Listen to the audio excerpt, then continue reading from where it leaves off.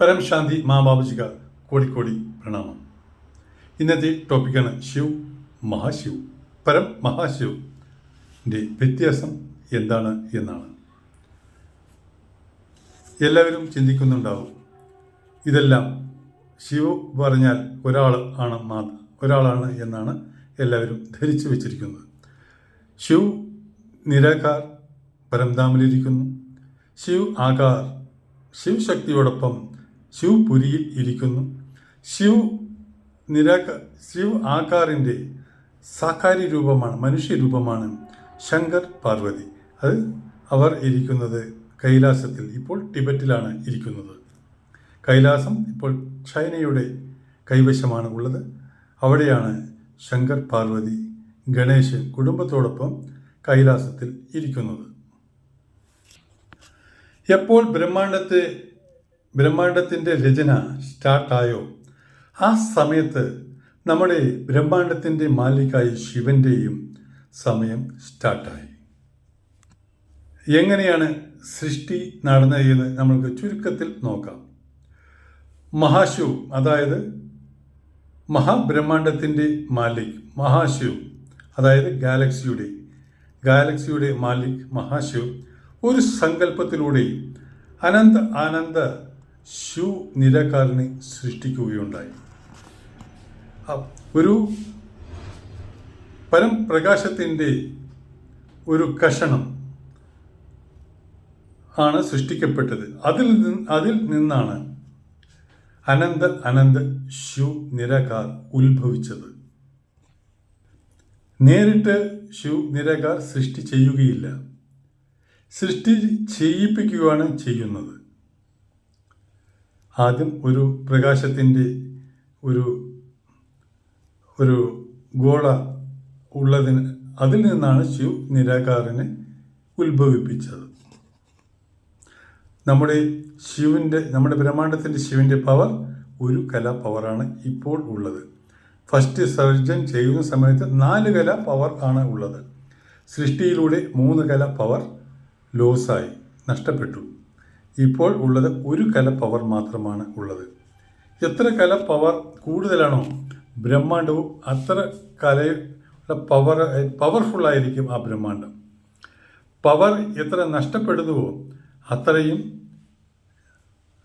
ആ ബലം നഷ്ടപ്പെട്ട അനുഭവമായിരിക്കും ആ ബ്രഹ്മാണ്ടത്തിൽ നടക്കുന്നത്. കാരണം ഒരു സങ്കല്പവും അധികവും നടക്കാറില്ല. കാരണം വെയിലായാലും ശരി, എത്ര ഡിഗ്രി വെയിലാണ് ഇപ്പോൾ ഉള്ളത്, 40-50 ഡിഗ്രിയിൽ ചുട്ടുപൊള്ളുന്നു. അതുപോലെ തണുപ്പാണെങ്കിലും അതുപോലെയാണ്. അതുപോലെ പ്രളയമാണെങ്കിലും വെള്ളപ്പൊക്കം എത്ര വരുന്നു. കാരണം ഭഗവാന് ശക്തി ക്ഷയിച്ചതിനാലാണ് ഈ അവസ്ഥ വരുന്നത്. ശിവനും ആദ്യം നിരാകാരിയിൽ നിന്ന് ആകാരി സ്വരൂപമായി. നിരാകാരി ശിവ് ശക്തിയിൽ നിന്ന് വിഷ്ണുവിനെ സൃഷ്ടിച്ചു. വിഷ്ണുവിൻ്റെ നാഭിയിൽ നിന്ന് ബ്രഹ്മയെ സൃഷ്ടിച്ചു. ബ്രഹ്മ സങ്കല്പം കൊണ്ട് ഫരിഷ്തകളെ രചിച്ചു. ആദ്യം ഉണ്ടായിരുന്നത് ബ്രഹ്മ ഫരിഷ്തകളെയാണ് സൃഷ്ടിച്ചത്. ആദ്യം ഉണ്ടായിരുന്ന ഫരിഷ്തകളുടെ ലോകമായിരുന്നു. ഫരിഷ്ത ദേവതയായി. കാരണം ഫരിഷ്ത ഒരുപാട് സൃഷ്ടി ചെയ്ത സമയത്ത് അവരുടെ പവർ ലോസ് ആകുകയും അവർ ദേവതയായി തരം താഴുകയും ചെയ്തു. ദേവത ഇരിക്കുന്നത് സ്വർഗലോകത്തിലാണ്, ഭോഗ് യോണിയിലാണ്. അത് ആദ്യം മനസ്സിലാക്കുക. പിന്നെ ആ ദേവതയാണ് മനുഷ്യനായി നമ്മുടെ ഭൂമിയിൽ ജന്മമെടുത്തത്. രചന ചെയ്ത് ബ്രഹ്മാണ്ടം താഴെ തട്ടിലോട്ട് വീണുകൊണ്ടിരുന്നു. നമ്മുടെ ബ്രഹ്മാണ്ടം സൃഷ്ടി ചെയ്യുന്ന സമയത്ത് ഒരുപാട് വലുതായിരുന്നു. പക്ഷേ ശിവ് ഭഗവാന്റെ പവർ ഡൗൺ ആയതിനാൽ ബ്രഹ്മാണ്ടവും ചെറുതായി രൂപാന്തരപ്പെട്ടു. അതിനാൽ പ്രളയം സൃഷ്ടിയിൽ വന്നുകൊണ്ടേയിരുന്നു. ബ്രഹ്മാണ്ടത്തിൻ്റെയും സൃഷ്ടിയും വിസർജനം നടന്നുകൊണ്ടേയിരുന്നു. ശിവ് ശിവ് ആകാരി രൂപം ഒരു സങ്കല്പ മാത്രയിൽ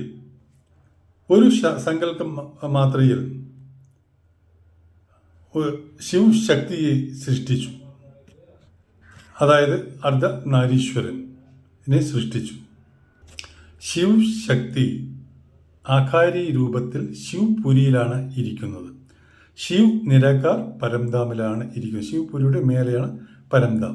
ശിവപുരിയുടെ താഴെയാണ് പരംധാമിൻ്റെ താഴെയാണ് ശിവപുരി ഇരിക്കുന്നത്. അവിടെ ശിവ് ആകാരി രൂപം ശക്തിയും ശിവ് ശക്തിയുടെ രൂപത്തിൽ ശിവപുരിയിലാണ് വസിക്കുന്നത്. ശങ്കർ പാർവതി കൈലാസത്തിലാണ് ഇരിക്കുന്നത്. അത് ശിവ് ആകാരി രൂപത്തിൻ്റെ സാകാരി രൂപമാണ്, അതായത് മനുഷ്യരൂപമാണ്. ശിവ് ശങ്കറിൻ്റെ രൂപത്തിലും ശക്തി പാർവതിൻ്റെ രൂപത്തിലും ആണ് കൈലാസത്തിൽ ഇരിക്കുന്നത്. അതിനാലാണ് പറയുന്നത് ശങ്കർ, വിഷ്ണു, ബ്രഹ്മ, സൃഷ്ടി, പരിപാലനം, വിനാശം, ഈ മൂന്നും അവരവരുടെ കർമ്മങ്ങൾ ഏറ്റെടുത്ത് ഇപ്പോഴും നടത്തുകയാണ്. പക്ഷേ ഇപ്പോൾ ആരും അവിടെ ഇല്ല. എല്ലാവരും മനുഷ്യനായിരിക്കുകയാണ്. എങ്ങനെ അറിയാം മനുഷ്യനായിരിക്കുന്നു എന്ന്? നമ്മൾ ഇപ്പോൾ എത്ര പ്രളയം വരുന്നു, നിത്യപ്രളയം വരുന്നു, അതുപോലെ കൊടുങ്കാറ്റ് എത്ര വരുന്നു, അത്യാചാരം ഈ ഭൂമിയിൽ എത്ര നടക്കുന്നു. ഭഗവാൻ ഉണ്ടെങ്കിൽ ഒരിക്കലും ഈ അത്യാചാരം നടക്കാൻ സമ്മതിക്കില്ല. കാരണം നമ്മുടെ ബ്രഹ്മാണ്ടത്തിലെ മാലിന്യത്തിന് ഒരു കല പവറേ ഉള്ളൂ, കൂടുതൽ പവർ ഇല്ല. അനന്ത കോടി പവർ ഉള്ള പരം മഹാശിവ് മേലെ ഉണ്ട്. പക്ഷേ നമ്മുടെ ബ്രഹ്മാണ്ടത്തിലെ ശിവന്റെ പവർ ഡൗൺ ആയിരിക്കുകയാണ്. സൃഷ്ടി ചെയ്ത് പവർ നശിപ്പിച്ചു എന്ന് വേണം പറയാൻ.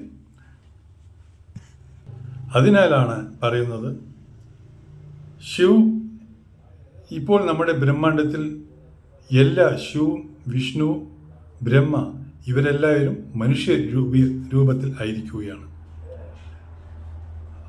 അതാണ് സംഭവിച്ചിരിക്കുന്നത്. കാരണം ഇവർ ഉണ്ടെങ്കിൽ ഇത്ര പ്രളയമോ കൊടുങ്കാറ്റോ അങ്ങനെ ഒരു വിപത്തും ഉണ്ടാകാൻ സമ്മതിക്കില്ല.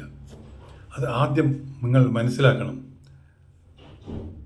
ഇത് ജ്ഞാനം കേട്ടാൽ മാത്രം പോരാ, അതിനെപ്പറ്റി ഡീറ്റെയിൽസ് ആയിട്ട് ചിന്തിക്കണം, ചിന്തൻ ചെയ്യണം.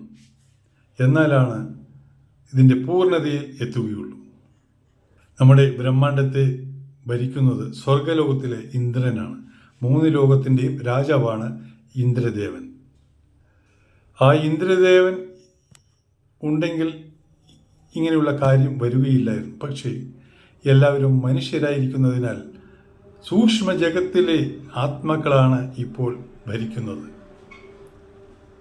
ഇപ്പോൾ രാജാക്കന്മാരുടെ രാജ്യങ്ങൾ വേറെ ഉള്ള രാജാക്കന്മാർ ഏറ്റെടുത്താൽ നല്ല രാജാവായിരിക്കും ഇവിടെ ഭരിക്കുന്നത്. ആ യുദ്ധത്തിലൂടെ ഇവരെ തോൽപ്പിച്ചിട്ട് വേറെ രാജാവ് ഈ രാജ്യം ഏൽക്കുകയാണെങ്കിൽ അവരുടെ ഭരണമല്ലേ ആ രാജ്യത്തിൽ നടക്കുകയുള്ളൂ. അതുപോലെയാണ് ഇതും. വീഡിയോ ഒരുപാട് നീണ്ടുപോകുന്നു. കുറച്ച് ഷോർട്ട് വീഡിയോ ആണ്, എന്നാലാണ് നിങ്ങൾക്ക് മനസ്സിലാവുള്ളൂ.